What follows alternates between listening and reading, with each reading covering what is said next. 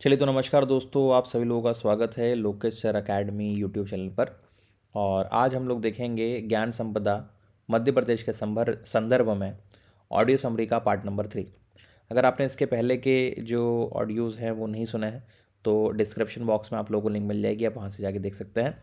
और आज हम लोग जो स्टार्ट करने वाले हैं वो है महापाषाण काल।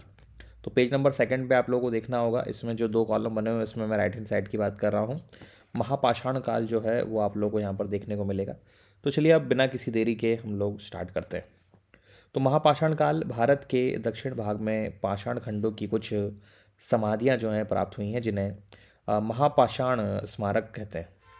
जिस युग में इनका निर्माण हुआ है उसे महापाषाण काल कहा जाता है। और इन समाधियों में लौह सामग्री प्राप्त होती है। कहने का तात्पर्य ये होगा कि जब महापाषाण काल की हम लोग बात करेंगे तो यहाँ से जब उत्खनन हुआ था तो जो सामग्रियाँ प्राप्त हुई हैं उसमें लोहे के अवशेष जो हैं वो प्राप्त हुए हैं। इस कारण यह काल दक्षिण भारत में लौह युग से संबंधित है। तो जब आप दक्षिण भारत को देखते हैं और लौह युग या फिर आयरन एज की अगर हम लोग बात करते हैं तो मुख्य रूप से जो महापाषाण काल है उसकी बात चल रही है। मध्य प्रदेश में ये स्मारक सिवनी और रीवा जिले से मिलेगा। बहुत बहुत और बहुत ज़्यादा इम्पॉर्टेंट है, आप लोगों को इसको मार्क कर लेना है, अंडरलाइन कर लेना है। हो सकता है कि प्रश्न कुछ इस प्रकार से बने कि बताइए मध्य प्रदेश में महापाषाण काल के स्मारक किन जिलों से प्राप्त हुए हैं। Option number 1 Indore, option number B Avanti मतलब कि Ujjain, option number C Seoni और ऑप्शन नंबर डी ग्वालियर। तो इसका जो सही जवाब हो जाएगा वो हो जाएगा सिवनी। तो सिवनी और रीवा जो है आप लोगों को याद रखना है। अगर आप लोगों को याद नहीं होता है तो आप लोग जो है RS या फिर SR के नाम से भी याद रख सकते हैं। S से हो जाएगा सिवनी और R से जो है रीवा आप नाम याद रख सकते हैं। इसके बाद में आप लोग देखेंगे तो वैदिक काल की बात चलेगी। अब वैदिक काल क्या है देखिए, तो मैंने आप लोगों को बताया जहाँ पर वेदों की जानकारी मिलती है उस भाग को हम लोग क्या बोलते हैं, वैदिक काल बोलते हैं। और इतिहास में इसकी जो शुरुआत है वो मानी जाती है लगभग 1500 से लेके 600 ईसा पूर्व। तो ये पूरा का पूरा वैदिक काल है। इसमें पूर्व वैदिक और उत्तर वैदिक काल जो है उसकी जानकारी आप लोगों को मिलेगी। लेकिन यहाँ पर जो ज्ञान संपदा है इसमें क्या दे रखा है उसको हम लोग देख लेते हैं। तो वैदिक काल का आदि ग्रंथ ऋग्वेद को कहते हैं। तो वैसे तो 4 आप लोगों को वेद मिलेंगे, ऋग्वेद, यजुर्वेद, सामवेद और अथर्ववेद, यही क्रम है, आप लोगों को याद रखना है। लेकिन जो आदि ग्रंथ है ना, सबसे पुराना ग्रंथ जो है वो कौन सा है, ऋग्वेद है। याद रखिएगा, ऋग्वेद एकमात्र ऐसा वेद है जिसकी रचना जो है वो पूर्व वैदिक काल में हुई थी। और पूर्व वैदिक काल का जो समय है वो है 1500 से लेके 1000 ईसा पूर्व। फिर ऋग्वैदिक कालीन कार्यों का विस्तार इतना नहीं हुआ था कि वे मध्य प्रदेश के किसी भाग तक पहुंच सके। मतलब आप ये बोल सकते हो कि ऋग्वैदिक मुख्य रूप से मध्य प्रदेश तक पहुंच ही नहीं पाया। उत्तर वैदिक काल की कुछ अनार्य जातियों के नाम से ऐतरेय ब्राह्मण में मिलते हैं।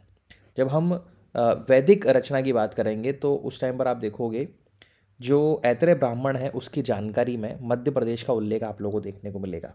तो याद रखिएगा, उत्तर वैदिक काल में कुछ जातियां जो हैं उनका जो जिक्र है वो ऐतरेय ब्राह्मण में मिलता है, जो मध्य प्रदेश के जंगलों में निवास करती थी। ये बहुत इंपॉर्टेंट है, याद रखिएगा, क्वेश्चन आएगा। बताइए मध्य प्रदेश की जो जातियां हैं उनका जिक्र किस भाग में मिलता है। तो वैदिक काल में ऐतरेय ब्राह्मण में मिलेगा और ये मध्य प्रदेश के जंगलों में निवास करती थी। इन जातियों में निषाद का नाम विशेष रूप से मिलता है। निषाद जनजातियों को मैं आप लोगों को बता दूं कि मेंस में जब आप आंसर लिखते हो तब भी आप लोगों को पता होना चाहिए। कई बार जब आप लोगों से इंटरव्यू में पूछ लिया जाता है तो उस टाइम पर भी आप लोगों को पता होना चाहिए कि ये जो निषाद जो जातियां हैं ये मुख्य रूप से कहाँ पे उल्लेखित की गई हैं। तो याद रखिएगा, ऐतरेय ब्राह्मण जो है यहाँ पर इसका उल्लेख मिलता है। उसके बाद में अनुश्रुतिगम्य इतिहास जो है उसकी हम लोग थोड़ी सी अब जानकारी लेंगे। अनुश्रुतिगम्य के अनुसार आप लोग देखेंगे अंतिम मनु जिसको हम लोग बोलते हैं वैश्वत के 10 पुत्रों में कुरुष नाम के पुत्र से कारुष वंश चला। तो मुख्य रूप से आप लोग देखेंगे अब जो इतिहास है उसकी शुरुआत हो रही है।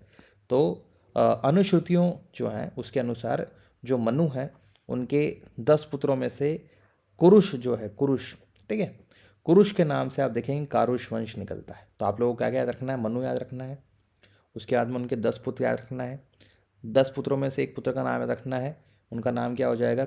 करुष नाम हो जाएगा, और करुष से ही क्या बन जाएगा? आपका कारुष वंश बन जाएगा। क्लियर है? चलिए, कारुष देश की स्थापना यहाँ पर हुई, ठीक है। तो कारुष ने कारुष वंश बनाया, ठीक है, करुष ने कारुष वंश बनाया और यहाँ कारुष देश बन गया। कारुष देश मध्य प्रदेश में वर्तमान के रीवा के आसपास बघेलखंड के नाम से जाना जाता है। देख लीजिए कितना महत्वपूर्ण भाग है। इसलिए मैं आप लोगों को बोल रहा हूँ कि अगर आप लाइन टू लाइन चीज़ों को पढ़ते चलेंगे तो आप लोगों को एक एक जानकारी यहाँ पर देखने को मिल जाएगी, ठीक है। तो हम लोगों ने देखा मनु, मनु के देखे 10 पुत्र, 10 पुत्र में से एक पुत्र का नाम हो गया करुष, करुष ने जो है कारुष वंश को बनाया। आप देखेंगे कारुष देश की स्थापना हुई। उसके बाद में मध्य प्रदेश का जो रीवा है ना, उस स्थान पे ये पाया जाता था और बघेलखंड के आसपास का ये क्षेत्र था। इसके बाद में देखेंगे ईला का विवाह सोम से हुआ। अब जो ईला है, ये पुत्री है, इनका विवाह जो है वो किससे हो जाएगा? सोम से हो जाएगा, जो वेवस्वत मनु की पुत्री थी, ठीक। तो वेवस्वत मनु जो हैं उनकी पुत्री मिलेगी आपको कौन? ईला, और इनका विवाह जो है किससे हो जाएगा? सोम से हो जाएगा। इसी से चंद्रवंश की स्थापना हुई। तो जब ईला ने सोम से विवाह किया तो एक चंद्रवंश आपको देखने को मिलेगा। तो एक तो कारुष वंश हो गया और एक चंद्रवंश हो गया, ठीक है। कारुष वंश हो गया और चंद्रवंश हो गया। तो कैसी आप दिमाग रखेंगे, ऊपर आपने याद रखा था एसआर याद है? हाँ, सिवनी और रीवा की बात चल रही थी अगर आप लोग याद हो तो, जिसमें महापाषाण काल की जानकारी मिलती है। और वंशों की अगर हम लोग बात करें तो यहाँ पर आपको केसी याद रखना है। के से हो जाएगा आपका कारुष वंश, और जो सी है उससे हो जाएगा चंद्रवंश, ठीक। चंद्रवंश की शुरुआत कैसे हुई? ईला का जब विवाह हुआ सोम से, तो इससे चंद्रवंश की स्थापना होती है मध्य प्रदेश में, जिसका आदि पुरुष है ना पुरुकुरवा था। तो जिसका आदि पुरुष जो है वो कौन मिल जाएगा आपको? पुरुरवा मिल जाएगा। इसी के अधीन एल साम्राज्य का विस्तार बुंदेलखंड तक हो गया। मतलब आप बोल सकते हो कि जो बुंदेलखंड वाले जो क्षेत्र है वहाँ तक साम्राज्यों का विस्तार जो है वो धीरे धीरे आप लोगों को देखने को मिलेगा। तो एल साम्राज्य जो है उसका स्थापना बुंदेलखंड के क्षेत्र तक हो जाएगी। पुरुरवा के पुत्र आयु और अमावसु हुए, तो अब इनको जो है पुत्रों की प्राप्ति होगी। तो पुरुरवा के जो है 2 पुत्र हैं, एक का नाम है आयु और एक दूसरा जो है उसका नाम है अमावसु, ठीक है। तो आयु और अमावसु दोनों का ही नाम अ से है। शुरुआत में आप पढ़ रहे हैं, मैं फिर से आपको याद दिलाऊंगा। तो हो सकता है कि नाम थोड़े से आपको परेशान करें, लेकिन बाद में फिर ये आपके आस पड़ोसी जैसे आपको लगेंगे, जैसे आपके पड़ोसी होते हैं उनके नाम आपको धीरे धीरे याद हो जाते हैं। तो आयु और अमावसु जो हैं इनके पुत्र बन जाएंगे। आयु की तीसरी पीढ़ी में ययाति के पुत्र आयु और अमावसु हैं, और आयु की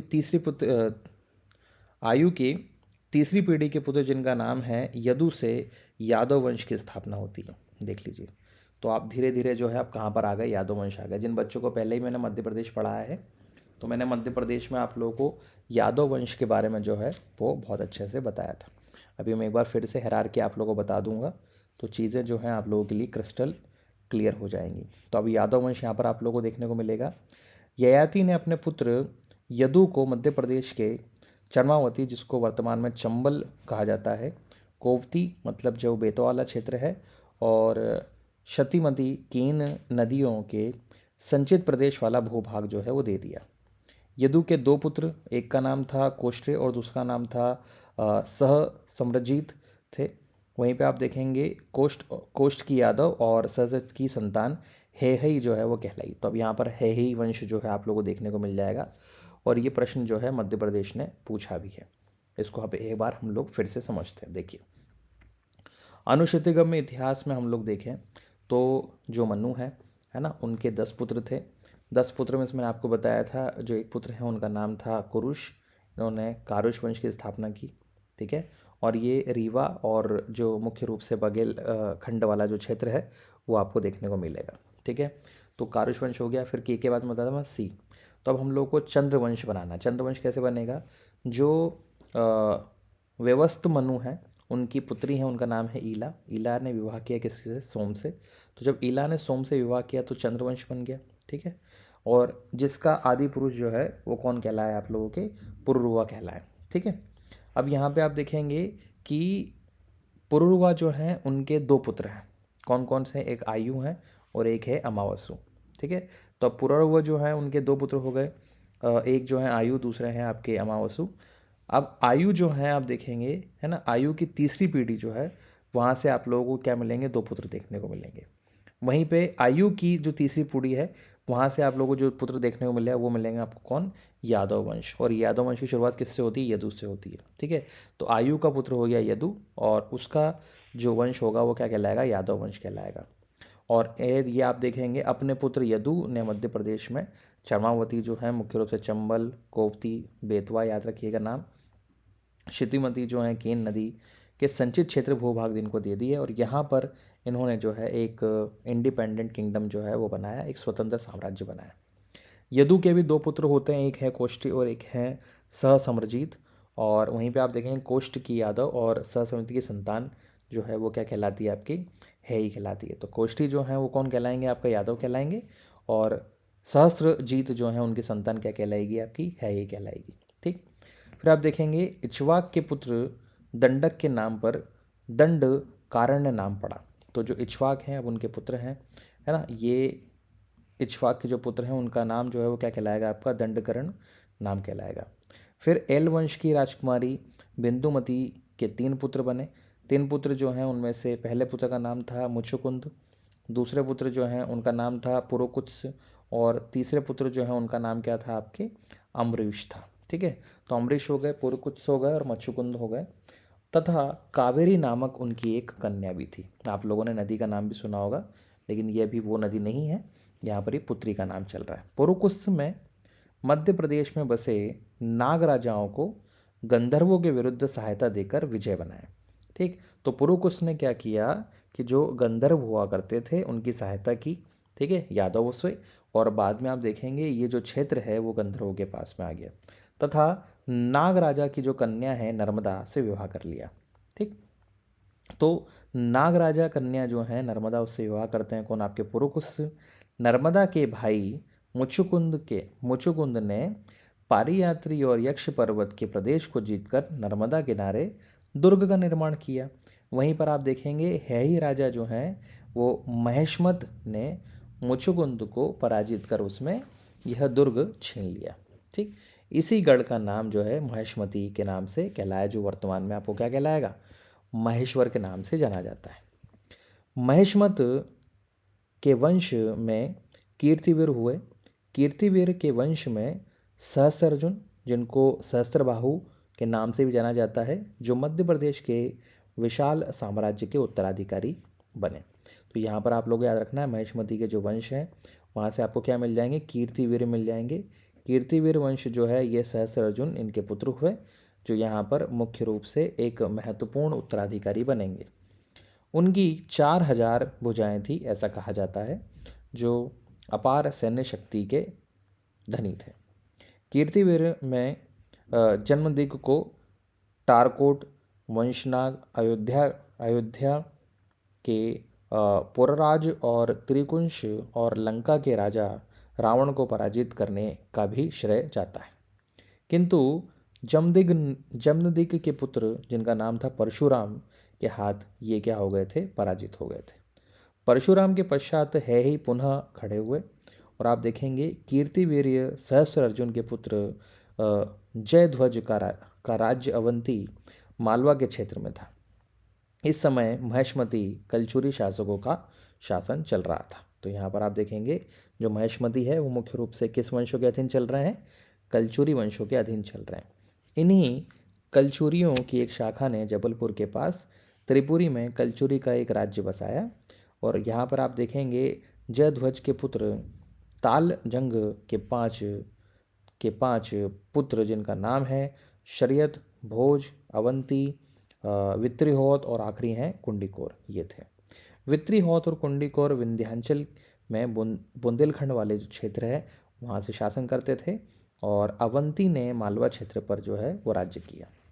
आगे अगर हम लोग देखें तो विदर्भ के शासक यादव वंश जिनका नाम है कौशिक ने अपने साम्राज्य का विस्तार किया और चरमावती, उसके अलावा मध्य प्रदेश के बुंदेलखंड राज्य में स्थापित अन्य क्षेत्रों पर कब्जा किया, जो चेदी जनपद कहलाया।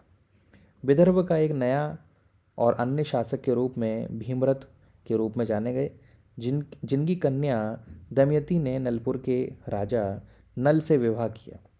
अनुश्रुतियों के अनुसार अगर हम लोग देखें, नल ने ही नलपुर के नाम से नरवर नगर बनाया और नरवर का किला जो है वो भी मुख्य रूप से इन्हीं से संबंधित है। तो इस वीडियो में आप लोगों ने जो देखा वो था मुख्य रूप से महापाषाण काल, वैदिक काल और अनुश्रुतिगम्य इतिहास के बारे में हम लोगों ने जानकारी प्राप्त करी। अगला जो वीडियो आएगा उसके अंदर हम लोग महाकाव्य काल के बारे में जानकारी एकत्रित करेंगे। अगर आप लोगों को ये ऑडियो पसंद आ रहा हो और ये वीडियो सीरीज़ भी पसंद आ रही हो तो आप ज़रूर कमेंट करके मुझे बताएं, लाइक करके अपना सपोर्ट दें, अपने दोस्तों के साथ में इसको ज़रूर शेयर करें। और हाँ, Lokesh sir academy YouTube channel को आप लोग सब्सक्राइब कर लें, बेल आइकन को दबाएं, जिससे इस प्रकार की वीडियो जैसे ही मैं डालूं सबसे पहले नोटिफिकेशन आपके पास में आए। मिलते हैं नेक्स्ट वीडियो में। आप लोगों का बहुत बहुत धन्यवाद। जय हिंद, जय भारत। Thank you.